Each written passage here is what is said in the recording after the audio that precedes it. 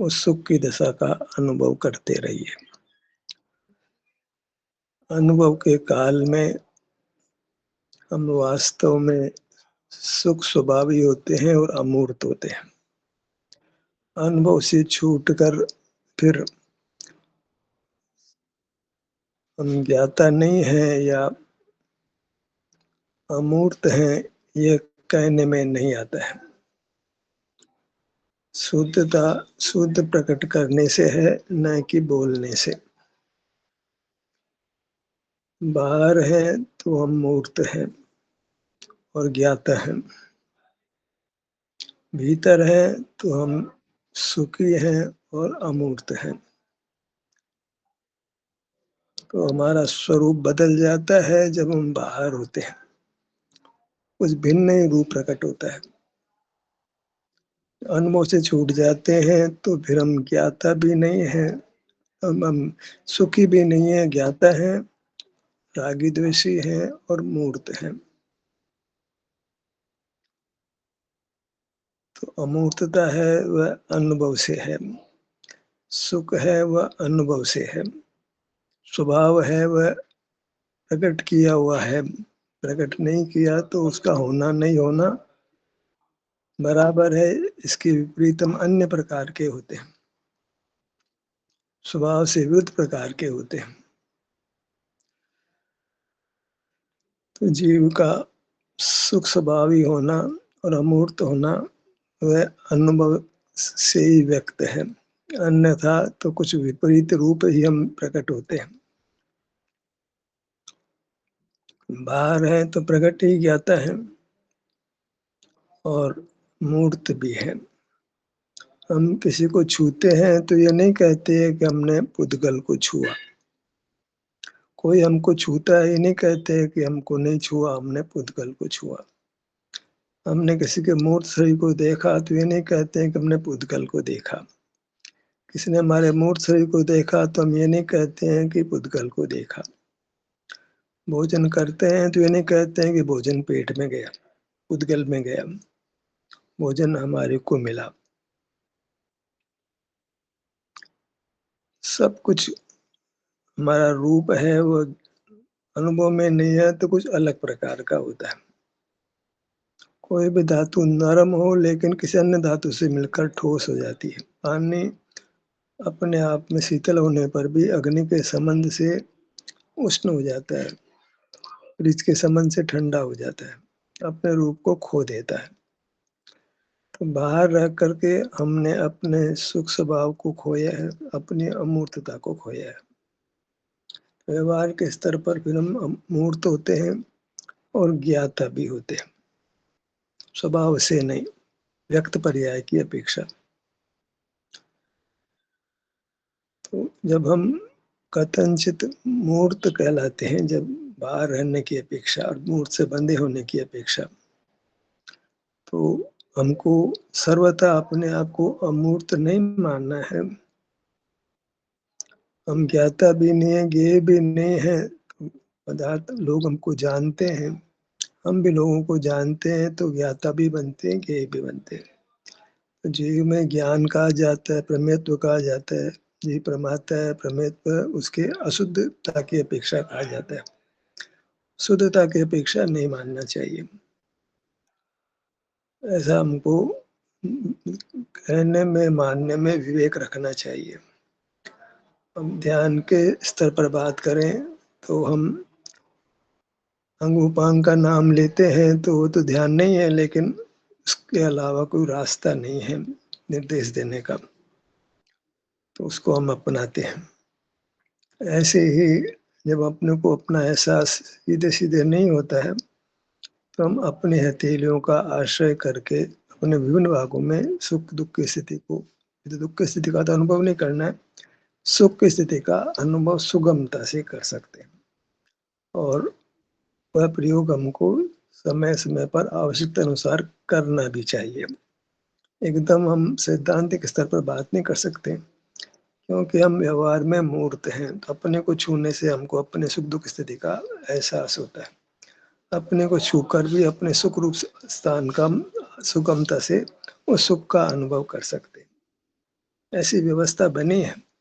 मूर्त होने पर भी मूर्त हथेली से मूर्त शरीर का स्पर्श करके हमने अपने पुद्गल को छुआ, ऐसा नहीं है। वहाँ हमने अपने को छुआ है और हमें वहाँ के स्वास्थ्य की स्थिति का अनुभव होता है। हम किसी को छूते हैं तो उसके में उसको प्रतिक्रिया होती है, ऐसे ना पुद्गल में प्रतिक्रिया होती है। कोई हमको छूता है तो केवल पुद्गल को नहीं छूता, हमारे में प्रतिक्रिया होती है। हम किसी को देखते हैं, वो हमको देखता है तो परस्पर कोई परिणाम पैदा होता है। तो सब देखना तो छूना तो पुद्गल का ही हुआ, फिर भी वह वास्तव में हमारे पर गहरा प्रभाव डालता है। तो हम सर्वथा अमूर्त अभी हो गए हैं, प्रकट हो गए हैं, सर्वथा केवल सुख रूप ही हो गए हैं, ज्ञान रूप नहीं रहे, ऐसा नहीं है। ज्ञान भी होता है, मूर्त बनने का व्यवहार भी होता है, वो सर्वथा अभूतार्थ या सत्यार्थ नहीं है। ध्यान के स्तर पर भी हमको उसको काम में लेना है। हम अपनी हथेलियों का आश्रय करके विभिन्न स्थानों का सुख दुख की अवस्था का अनुभव कर सकते हैं। एवं पगतली से भी स्पर्श करके उस भाग का हम एहसास करते हैं। अन्य भागों का जहाँ जहाँ स्पर्श संभव है, वहाँ वहाँ अन्य भागों से भी स्पर्श करके वहाँ के स्वास्थ्य की स्थिति का अनुभव कर सकते हैं। जिह्वा को भी मुंह के अंदर फिराकर विभिन्न भागों के, मुख के भीतर के भागों की सुख की स्थिति का हम एहसास कर सकते हैं। अंगुली को भी मुंह के भीतर गम शादी पे लगाकर, दांतों पे लगा करके वहाँ की सुख की स्थिति का हम अनुभव कर सकते हैं। हमें आम खाने, पेड़ नहीं गिनने, हमें कैसे भी सुख का अनुभव करना है, जैसे भी बने।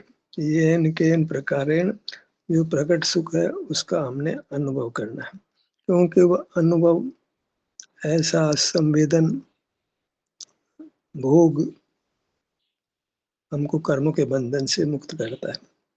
अब सुख के तो भोगा जाता है, तो अनुभव में भी सब कमजोरी आती है। शब्दों में अनुभव के क्या मतलब, हम तो सुख दुख भोगते हैं ना, तो शरीर में सुख की स्थिति को हम भोगे, भोगना अच्छा लगता है, तो अनुभव करने में कोई विशेषता भाषित नहीं होती है। तो सही तो भोगने से बात ज्यादा बढ़िया समझ में आती है। अपने सुख रूप अवस्था को भोगे, सुख भोजी हो आप, आनंद भोजी हो। भगवान को केवल सुख का अनुभव होता है, तो कुछ ऐसा नहीं कोई बड़ी बड़ी कोई उपलब्धि हो गई, और आनंद को भोगते हैं। हम भोगते रहे विश्व के सुख को आज तक, तो क्यों ना हम अपने सुख को भोगे। विश्व को जैसे भोगना शब्द काम में लेते हैं, विषय सुख का अनुभव करते हैं, ऐसा काम शब्द काम में नहीं लेते। हम विषय सुख को भोगते हैं, तो हम ऐसा दूसरा यहाँ भी ऐसे लगाएं कि हम शारीरिक सुख को भोगते हैं। भगवान भी भोगते हैं, हम भी भोगते हैं। जैसे भी बने, हमको अपने शारीरिक सुख को सीधा भोगे, छूकर भोगे, भोगना है। उसी से हम दुख के भोगने से बच सकते हैं। जब सुख भोगा जा रहा है तो दुख नहीं भोगा जाता है, जब दुख भोगा जाता है तो सुख नहीं भोगा जाता है। और कर्म क्षय होता है सुख भोगने से। सुख भोगने से सुख बढ़ता है, नहीं भोगते हैं तो नहीं बढ़ता है। लोक में तो ज्ञान के अर्थ में प्रयोग होता है, क्योंकि जीवों को ज्ञान स्वभाव ही माना गया है। लेकिन वहाँ पुनरावृत्ति से स्मृति बनती है, पर यहाँ कोई स्मृति से काम नहीं है। यहाँ तो सीधे सीधे सुख को पाना है, भोगना है। स्मृति का काम नहीं है नया नया सुख ही पैदा करना है। ऐसा नहीं स्मृति का सुख भोग लोगे। यहाँ तो प्रति समय अपना स्पर्श करना है। स्पर्श करने में अनुभव किया सुख की स्थिति को स्पर्श शब्द कह सकते हो आप। स्पर्श किया और वहाँ सुख को भोगा, उसको भी आप अनुभव या भोग कह सकते हो। तो स्पर्श करना, अनुभव करना भी एक अर्थ में प्रयुक्त हो सकता है। ऐसे ही हमने अपने में रहे, अपने सुख का अनुभव किया, तो ऐसा शब्द ही प्रयोग हो जाता है कि हमने अपने को देखा, अपना साक्षात्कार किया, आत्मदर्शन किया। शब्द अनेक हो सकते हैं, भाव एक प्रकार का है, भाव अनेक प्रकार का नहीं है। भाव में वास्तव में अपने सन्मुख होकर हमने सुख को भोगा है, अपने को भोगा है, अपने को पाया है। अब अपने को देखा कह दिया तो भी ऐसी कोई दिक्कत नहीं होनी चाहिए। शब्दों के अर्थ में नहीं जाना है, भाव में जाना है, अभिप्राय में जाना है। हम प्राय शब्दों को पकड़ते हैं, सही शब्दों का चुनाव करने की बात करते हैं। वक्ता के अभिप्राय को समझना चाहिए, वक्ता का क्या आशय है, उसी आशय से आगे बढ़ना चाहिए। क्योंकि इस सुविधा के अनुसार हम अन्य शब्दों का प्रयोग भी करते हैं जिससे भाव व्यक्त हो जाए। तो हम अपना स्पर्श करते हैं कि अपना अनुभव करते हैं कि अपने सुख को भोगते हैं, सब एक अर्थ में प्रयुक्त अपने अनुभव को पाते हैं, अपने को देखते हैं, अपने को जानते हैं, सभी कह सकते हो आप, कह देते हैं। पर एक बार समझ आ गया, ये कोई जानना है, वो वास्तव में भोगने रूप है, अपने को पाने रूप है, अपने को उपलब्ध करने रूप है। जहाँ जैसा जरूरत पड़ती है हम शब्दों को काम में ले लेते हैं। ऐसे आत्मज्ञान, आत्मदर्शन ऐसे शब्दों का प्रयोग हो जाता है, पर वास्तव में वहाँ कोई आत्मा का ज्ञान या दर्शन नहीं है। अपने सुख का भोग, हम आत्मा शब्द भी काम ले लेते हैं, जबकि हम तो कहते हैं कि आत्मा से कुछ समझ में नहीं आता है, शरीर से समझ में आता है। लेकिन फिर शब्द मिलेच्छ नहीं हो सकते। अभी ये बोलेंगे हमने आत्मा का दर्शन किया, अपना दर्शन किया, अपना साक्षात्कार किया, अपने को प्राप्त किया। हुआ क्या था? हमने शांति को पाया, सुख को पाया। तो शब्द के बजाय आशय समझना है, अभिप्राय समझना है, शब्दों को नहीं पकड़ना है, प्रयोजन सिद्ध करना है। तो हम सुख चाहते हैं तो हर प्रकार से सुखी होने का प्रयत्न करेंगे। इतना है कि विषय सुख नहीं प्राप्त करेंगे, अपने शारीरिक में के सुख को प्राप्त करेंगे जिसमें कोई बीच में माध्यम नहीं बनता है, सीधा डायरेक्ट। या इनडायरेक्ट होता है तो पराधीनता हो जाती है, सीधे सीधे अपने पर आना है। सब हथेली को छुआ तो माध्यम हो गया, लेकिन अनुभव तो प्रत्यक्ष ही हुआ है। वहां कोई स्पर्श होता, ठंडा गर्म पता करते तो फिर वो सुखी अनुभव में नहीं आता। तो हम जो है एक ही कार्य, एक ही क्रिया से दो प्रकार का परिणाम पा सकते हैं अभिप्राय के अनुसार। हाथ को गर्म है ठंडा देखने के लिए ठंडा गर्म देख लेते हैं, वो आराम वेदना की स्थिति हो तो आराम वेदना की स्थिति को अनुभव में ले लेते हैं, भोग लेते हैं। क्योंकि शब्द थोड़े हैं, भाव ज्यादा होते हैं, तो शब्दों से कुछ शब्दों से हम अनेक प्रकार का काम कर लेते हैं। कई बार एक भाव करने का अनेक शब्दों का प्रयोग भी कर लेते हैं। तो शब्द भाव के बीच में कोई गहरी मैत्री नहीं है। जहाँ जैसी जरूरत पड़ती है वैसा हम शब्दों का प्रयोग कर लेते हैं। अनुभव में तो फिर शब्द रहते ही नहीं है। जब भाव को प्रकट करते हैं, किसी को कहना चाहते हैं, आदान प्रदान करना चाहते हैं या कुछ चिंतन करना चाहते हैं, तो शब्दों का सहारा हम लेते हैं। वो सब स्वरूप च्युति है, अनुभव में तो कोई शब्द है नहीं। लेकिन अनुभव में नहीं रहते हैं तो समझने के लिए, समझाने के लिए, ध्यान करने के लिए, ध्यान कराने के लिए, करने के लिए भी कभी कभी हम शब्दों का प्रयोग करते हैं। तो जैसी आवश्यकता बनती है, थोड़ा हमको फ्लेक्सिबल होना पड़ता है, रिजिडिटी नहीं चल सकती। रिजिडिटी है वो कष्ट पैदा करती है, तनाव पैदा करती है। हमें केवल आशय समझना, भाव समझना, काम करना, शब्द म्लेच्छ नहीं होना है और सीधे काम करना है।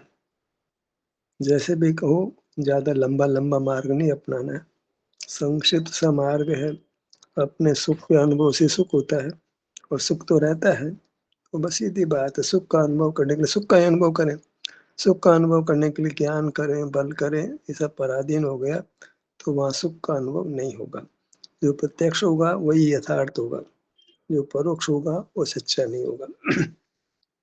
हथेली को किसी बात को स्पर्श करते हैं तो हम इस पर ठंडा गर्म देखते ही नहीं, प्रयोजन नहीं था, हम सीधा वहाँ सुख की स्थिति को लक्ष्य में लेते हैं और उसको भोग लेते हैं। तो काम तो यही रहा कि सुख का अनुभव करना, सुख के लिए सुख का अनुभव करना, सीधा सपाट मार्ग, कोई माध्यम नहीं है, कोई साधन नहीं है। स्वभाव को पाने के लिए कोई माध्यम नहीं होता, कोई साधन नहीं होता, और जैसे हैं जिस भूमिका में है उसमें अनुभव कर लेते हैं। बाहर में शरीर पवित्र है कि अपवित्र है, कि स्त्री है कि पुरुष है, कि बालक है कि युवा है कि वृद्ध है, किस जाति के हैं, कहाँ खड़े हैं, किस आसन में हैं, ये सबका कोई महत्व नहीं होता है। जब हमको भावना होती है अपने स्वास्थ्य का अनुभव करने की, हम कर सकते हैं, उसमें कभी कोई बाधा नहीं आती है। बस एक निद्रा में वो काम नहीं कर सकते। जागृति में ही वो काम होता है। तो जागृति रहने के लिए फिर हम ऐसा भोजन भी करते हैं जो निद्रा को उत्पन्न करे, ऐसा भोजन नहीं करते। कई सारे भोजन को मना करने का कारण एक ही होता है कि वो निद्रा उत्पन्न करते हैं। ऐसे भोजन खाने के बाद में निद्रा आती है, प्रमाद पैदा होता है तो अनुभव नहीं कर सकते। अति भोजन करने से भी प्रमाद पैदा होता है, पौष्टिक भोजन करने से भी प्रमाद पैदा होता है। तला हुआ, बहुत घी पड़ा हुआ, बहुत, तो वो सब चीजें हमारे शरीर में प्रमाद पैदा करती है। जो भी बल उत्पन्न करने वाला भोजन है वो प्रमाद पैदा करता है। बल तो जीव का स्वभाव नहीं है, उसको पाने की इच्छा करना भी अच्छा नहीं है। सुख हमारा स्वभाव है तो सुख पाने का प्रयत्न करना है। अब ये अलग बात है कि भोजन के बिना जीवन नहीं रहता है। अभी संसार अवस्था में, कमजोर अवस्था में, बलवान अवस्था हो तो वो उपवास करके निर्वाण भी पा सकते हैं, पर अभी उस स्थिति में हमारा शरीर नहीं है। उसको भोजन का अवलंबन, भोजन चाहिए तो टिकता है, तो भोजन करते हैं। उससे हमको कुछ बल भी मिलता है। ऐसा नहीं भोजन पेट में गया, पुद्गल में गया, फिर पुद्गल में गया तो हमको हमको बल का अनुभव क्यों होता है? कोई तकलीफ में होता है तो ग्लूकोज का इंजेक्शन देते हैं, मुंह से भी नहीं दिया, सीधा बदन में दिया और उसको बल का अनुभव होने लगता है। मतलब जीव है वो पुद्गल को से प्रभावित होता है। पुद्गल से बंधा हुआ जीव पुद्गल से प्रभावित होता है। पुद्गल से बंधा हुआ जीव मूर्त हो गया तब तो प्रभावित होता है, अमूर्त होता तो कैसे प्रभावित होता? तो हम सर्वथा अमूर्त मानने लगते हैं अपने आप को, वो ठीक नहीं है। योग के पद स्तर पर हम अपने आप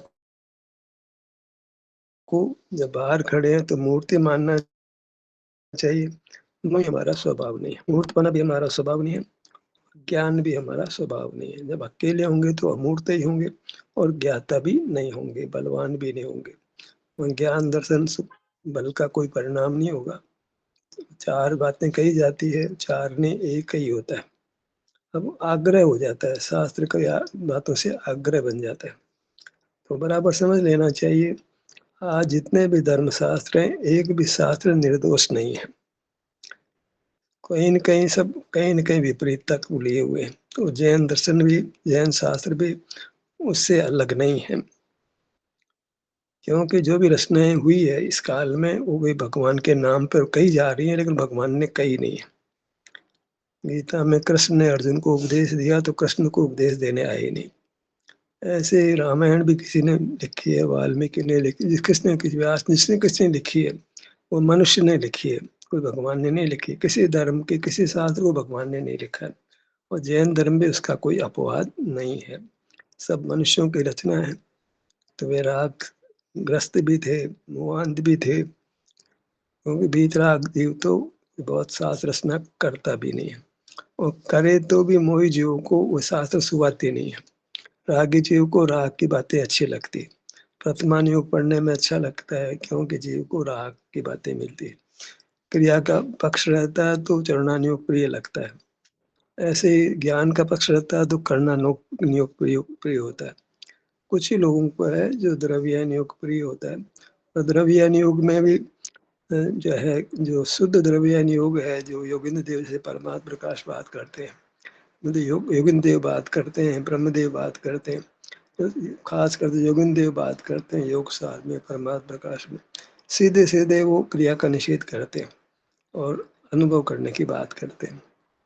तो वो तो बहुत संक्षिप्त हो जाता है, वहाँ ज़्यादा व्याख्या नहीं है, कोई उहापोह नहीं है, सीधे बात करते हैं कि आप आपका अनुभव करो, आपको सुख होगा।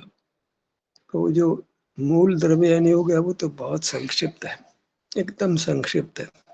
द्रव्य माने अपना क्षेत्र, अपने व्यंजन पर्याय, उसकी बात करता है, स्वक्षेत्र की बात करता है, स्वक्षेत्र में उपस्थित रहना। अब इसका कोई विस्तार नहीं बनता है।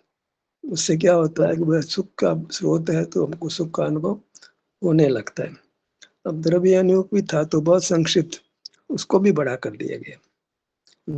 द्रव्य का नियोग माने क्षेत्र का कथन करने वाला, वास्तु का कथन करने वाला। तो वास्तु तो बहुत गौण हो जाती है, जैसे देव देवालय की बात कोई ज्यादा प्रधान देखी नहीं जाती है। मुख्य रूप से जो है योग सार, परमात्मा प्रकाश, ऐसे ग्रंथों में वो दे वाले की बात आती है, अन्यथा तो सब वही और चर्चा होती है। देव के रूप में, देव में अपना आभ्यंतर शरीर देव है, ये तो कोई पढ़ने को सुनने को नहीं मिलता है। तो मूल मार्ग जो है काल दोष से काफी कुछ लुप्त हो जाता है। कहने को तो कह दिया जाता है मूल मार्ग साम लोरे करिवृत्ति अखंड सन्मुख। अखंडता का अर्थ कोई दूसरा अर्थ लगा लिया था। वहां भी वो हाथ पे ध्यान लाना, पाँव पे ध्यान लाना, तो उसको मना कर देते हैं। कहने को तो कह रहे हैं कि अमूर्त के सन्मुख होना, अपने को अपना स्वभाव का निश्चय करके फिर ज्ञान दर्शन को, ज्ञान को मर्यादा में लेना, मति ज्ञान शुद्ध ज्ञान को मर्यादा में लेना, स्व सन्मुख होना। और स्व सन्मुख में स्व की परिभाषा गायब है।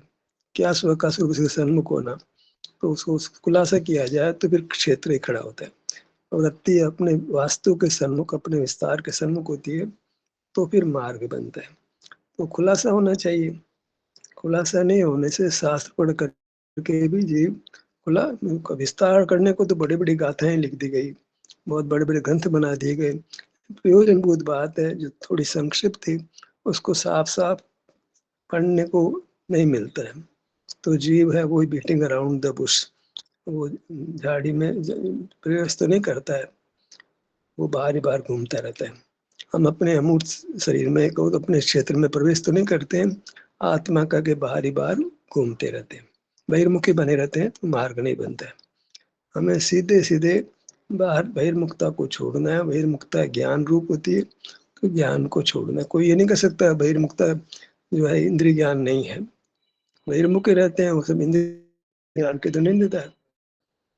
उसको हम ज्ञान स्वभाव कैसे कर सकते हैं? और स्वभाव के नाम पर बाहर परिणाम उस नाम को कैसे कैसे वो सब विभाव परिणाम है। विभाव परिणाम तो फिर ज्ञान कहो, पर उसको विभाव कहो, स्वभाव नहीं कर सकते। स्वरूप च्युति रूप है, अपने सुख के अनुभव रूप नहीं है। ज्ञान में सुख का अनुभव नहीं है, ज्ञान में राग का दुख का अनुभव होता है। तो ज्ञान हमारा स्वभाव नहीं, ज्ञान हमारा विभाव है। मना नहीं, अभी संसार अवस्था में है। संसार अवस्था में जैसे हमारा में मूर्तपना है, लेकिन हम निश्चय से मुक्त अवस्था में मूर्त नहीं है। अभी हम संसार अवस्था में शरीराकार होने से शरीर है, लेकिन मुक्त अवस्था में शरीराकार नहीं है, तो शरीर नहीं है, तो फिर अशरीरी भी अपने आप को मुक्त अवस्था की अपेक्षा कह सकते हैं। क्योंकि कोई इंद्रियों का आकार नहीं है, आस्पाद आदि नहीं है। इंद्रियों आस्पाद आदि से शरीर नाम मिलता है। सिद्ध भगवान को वो आकार नहीं है, तो सिद्ध भगवान को इस अपेक्षा अशरीरी का हो तो बराबर है। पर संसार अवस्था में उसको मनुष्याकार, मुक्त अवस्था में मनुष्याकार भी मान रहे हैं, फिर अशरीरी भी कह रहे हैं, तो नहीं बनेगा। सिद्ध अवस्था में शरीराकार है तो अशरीरी नहीं है, वो तो शरीरवान है, शरीर रूप है, तो उनको अशरीरी भी कहते हैं। सिद्ध की बना लेते हैं, अनंत की बना लेते हैं। अनंत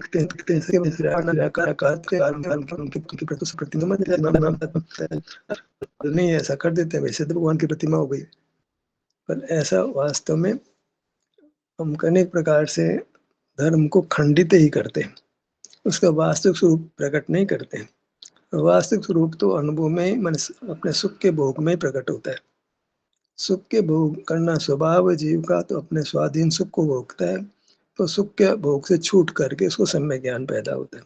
फिर सम्यक ज्ञान पाकर भी सम्यक ज्ञान में रुकता नहीं है, वही अनुभव करता है। जिस अनुभव ने सम्यक ज्ञान दिया था, उसी अनुभव के पास जीव पुनः जाता है, अपने पास जाता है और अपने सुख का अनुभव करता है। तो ज्ञान होता है वो तो प्रमाद की स्थिति है, लेकिन अभी कुछ समय तक प्रमाद रहेगा। तो प्रमाद से वो अभाव, वो स्वभाव नहीं हो सकता है, भले सम्यक ज्ञान क्यों ना हो। वो सम्यक ज्ञान भी त्याज्य ही होता है, निंदे ही होता है। किसी अपेक्षा अच्छा कह देते हैं, मिथ्या ज्ञान की अपेक्षा उसको अच्छा कह देते हैं, लेकिन अनुभव की अपेक्षा, सुख के भोग की अपेक्षा सम्यक ज्ञान भी मिथ्या हो जाता है। मिथ्या मानी सुख रूप नहीं होता, स्वभाव नहीं होता। अपेक्षा बराबर लगानी चाहिए, अपेक्षा लगाकर ही हम अपने स्वरूप को पा सकते हैं, सही अपेक्षा लगा करके। शब्द म्लेच्छ नहीं होना है, वक्ता के भाव को ग्रहण करके यथातथ्य हमको समझना चाहिए। और अल्टीमेटली तो अपने सुख का अनुभव भोग ही करना चाहिए। ध्यान का सत्र यहीं समाप्त होता है। आपकी सहभागिता के लिए धन्यवाद।